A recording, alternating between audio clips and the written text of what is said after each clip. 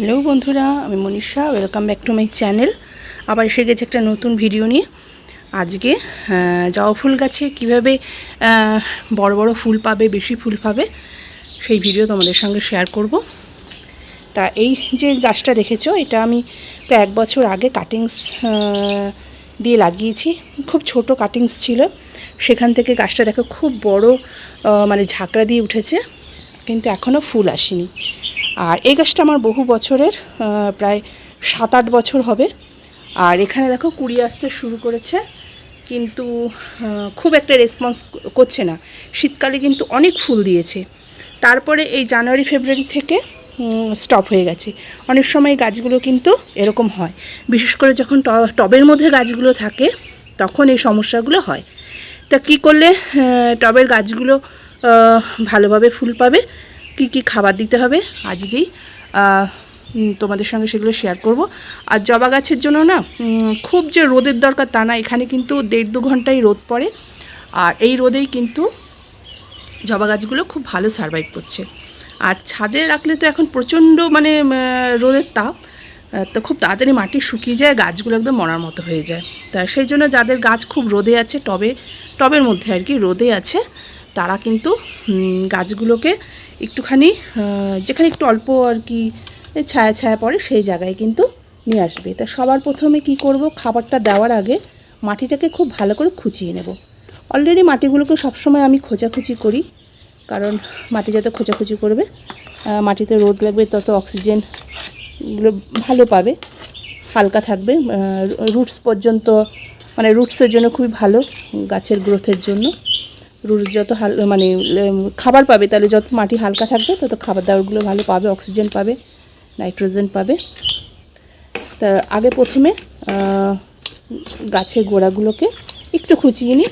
আর মাটিটা দেখতে পাচ্ছ কিন্তু হালকা ড্রাই আছে, একদম ভিজে মাটিতে দেবো না। যেমন কালকে এখানে জল দিয়েছি, জল দেওয়ার পরে মাটিটা কিন্তু হালকা হালকা শুকনো আছে, তো ঠিক শুকনো মাটিতেই খাবারটা দিতে হবে, একদম ভেজা মাটিতে দেবো না। ভেজা মাটিতে দিলে কী হবে, তো জলটা বেরিয়েই যাবে, গাছটা আর অ্যাবজর্ব করতে মানে মাটি অ্যাবজর্ব করতে পারবে না, মাটিকে ধরে রাখতে হবে।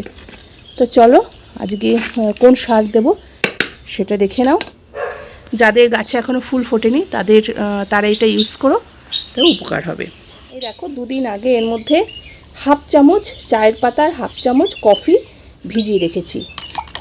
দেখতেই পাচ্ছ কালারটা একদম কালো মানে হয়ে গেছে। হ্যাঁ, আর এটা লাইট খাবার, কিন্তু খুব পাওয়ারফুল। এটা কিন্তু মানে সব গাছের জন্য খুব ভালো। এর সঙ্গে দেবো একটু হলুদ। সবসময় গাছে আমি হলুদই দিই, যখনই আর কি খাবার দিই তখনই হলুদটা মিশিয়ে দিই জলের সাথে।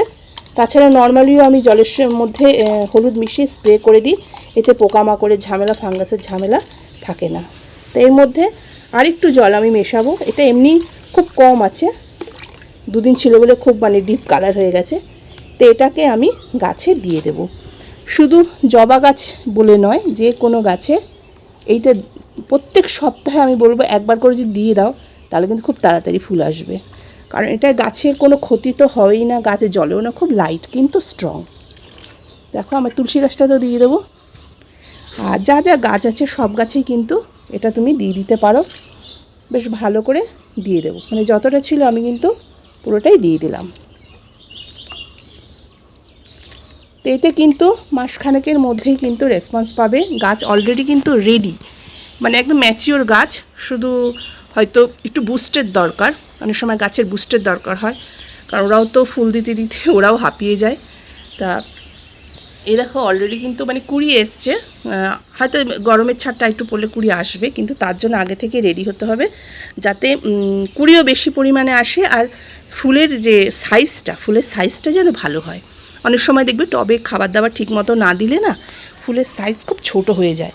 তা এই যে ফার্টিলাইজারটা দিলাম, এতে ফুলের সাইজও ভালো আসবে, আর গাছ একটু ঝেড়ে উঠবে, আর প্রচুর কড়ি আসবে, গাছ ভরে যাবে। তা পরের ভিডিওতে নিশ্চয়ই শেয়ার করব, যখন ফুল ফুটবে কড়ি আসবে নিশ্চয়ই তোমাদের সঙ্গে শেয়ার করব। আর আজকে একটা জিনিসের আপডেট তোমাদের দেব। এই দেখো পয়েন্টিশিয়ার বলেছিলাম যে পয়েন্টিশিয়ার যে গাছটা, তার যে কাটিংস লাগিয়েছি, এই দেখো এই গাছটা আমি তোমাদের মানে কাটিংসটা দেখিয়েছিলাম। দেখো কাটিংসটা কিন্তু এত বড়, কিন্তু বেঁচেছে এইটুকু। পয়েন্টিশিয়ার গাছ এরকমই, মাথার দিক থেকে হয়তো শুকিয়ে যায়, কিন্তু নিচের দিক থেকে এরকমভাবে যতটা মানে বাজবে এখান থেকে ডালটা হবে, বাকিটা হয়তো শুকিয়ে যাবে। এই দেখো পয়েন্টেশিয়াজের গাছটা বলেছিলাম না যে কাটিংস করে দিলেই আরও পাতা এসে যাবে। এই দেখো পাতা এসছে, এই দেখো অলরেডি কত বড় ডাল হয়ে গেছে, দেখতেই পাচ্ছ। এই দেখো কত মানে ডাল কত এসছে, পাতাগুলো দেখো কত বড় বড় হয়ে গেছে। গাছ টবটা কিন্তু খুবই ছোট, কিন্তু ঠিক সময় খাবার দাবার দিলে, ফার্টিলাইজার দিলে গাছ কিন্তু খুব সুন্দর ছোট টবেই গ্রো করবে। আর এই দেখো এই যে এখানে দুটো কাটিংস লাগিয়েছিলাম, 3টে কাটিংস লাগিয়েছিলাম, আর বিভিন্ন জায়গায় বিভিন্ন মানে কাটিংস লাগিয়ে রেখেছি। এই দেখো এটাও কিন্তু সে কবে লাগিয়েছে, আজ প্রায় 10 দিন হয়ে গেছে। এই দেখো এরা কিন্তু এই দেখো এখান থেকে কিন্তু এই দেখো ডাল বেরিয়ে গেছে, তাহলে বুঝতেই পারছো এরা কিন্তু বেঁচে গেছে। কিন্তু এখন আমি ডিস্টার্ব করব না, ঠিক বর্ষাকালে এগুলোকে আমি তুলে রিপোর্টিং করব, তখন তোমাদের দেখাবো। এখন কোনো রকম ডিস্টার্ব করলে কিন্তু গাছ খারাপ হয়ে যাবে, আর মানে এরা আর বাঁচবে না। কারণ যেহেতু এখন গরমের ছাড়টা দিয়েছে, এখন কিন্তু নতুন পাতা হওয়ার জন্য মানে বসন্তকাল, তার সঙ্গে কাটিংস গ্রো করবার জন্য খুব ভালো সময়। যে কোনো গাছের কাটিংস এখন কিন্তু লাগালে খুব তাড়াতাড়ি তোমরা রেসপন্স পাবে। তাহলে বন্ধুরা, আশা করছি ভিডিওটা তোমাদের ভালো লাগলো, কাজে লাগবে। ভালো লাগলে অবশ্যই চ্যানেলটাকে সাবস্ক্রাইব করে পাশে থেকো। যারা পাশে আছে তাদেরকে অসংখ্য ধন্যবাদ, লাইক করো, শেয়ার করো। পরে ভিডিওতে আবার দেখা হবে, ততদিন ভালো থেকো, সুস্থ থেকো, টাটা।